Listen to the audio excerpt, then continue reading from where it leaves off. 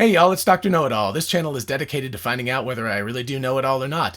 Definitely make sure you hit the thumbs up and subscribe to the channel for more, and ask questions in the comments or at my email address.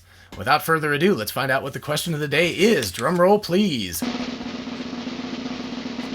All right. Good question. All right, so this is a question about watches again. I will put the original up here because I know this has to do with the helium release valve because it's in the question.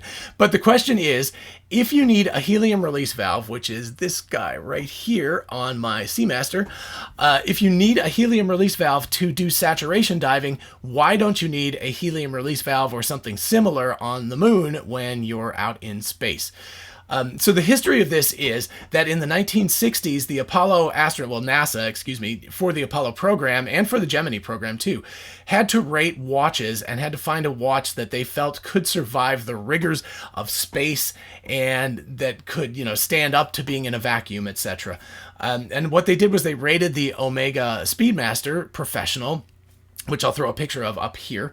And basically what they did was and really a lot of watches stood up to it, but the Omega Speedmaster was just the best at all of the different tests. And they way over tested it. So essentially the reason why you don't have to worry about having a helium release valve is because the pressure on the moon, the differential between the cabin pressure of the spaceship and the pressure on the moon was not that high. So if you go back to the video I did about saturation diving, as you go down every 10 meters or 33 feet, you go up 1 atmospheric pressure. So that's 1 bar, 15 psi, 1 atmosphere, whatever you want to call it. And so if you're saturation diving at, let's say, 100 meters, that's 10 atmospheres, 10 bar, or 150 psi. So anyway, that is a huge amount of pressure.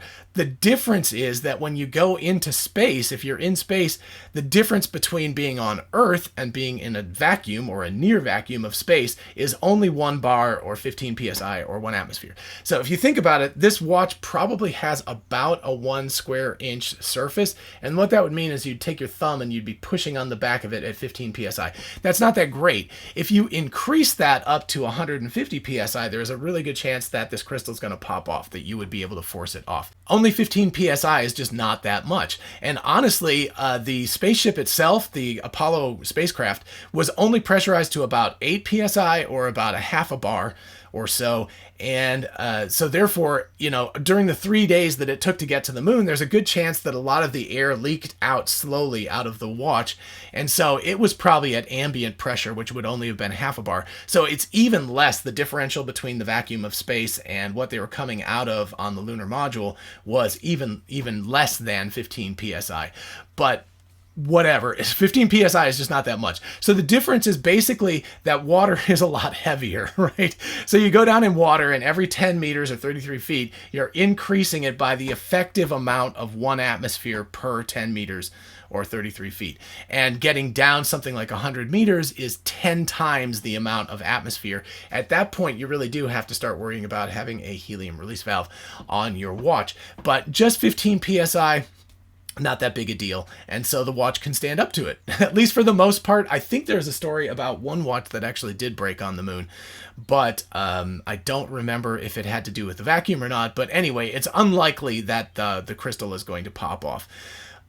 One interesting aspect of this is that the original Omega Speedmaster Professional, the mechanical watch, the self-winding, the hand-wound version of it, is still the only watch that is rated by NASA for EVAs, which is a rather fascinating fact. So what that means is that if you're going to the space station, I think you can even wear other watches if you want to, but the X33 or Z33 Omega quartz watches are rated for that. And I did an episode about Bob Behnken on the recent Crew Dragon Demo 2 mission up there. I'll put it there. But anyway, on that mission, he was definitely wearing an X33 watch. But if he did an EVA, he would have to then put on a Speedmaster Professional, the original hand-wound mechanical watch instead, because that's the only one you're allowed to take out of the spacecraft. So there you go.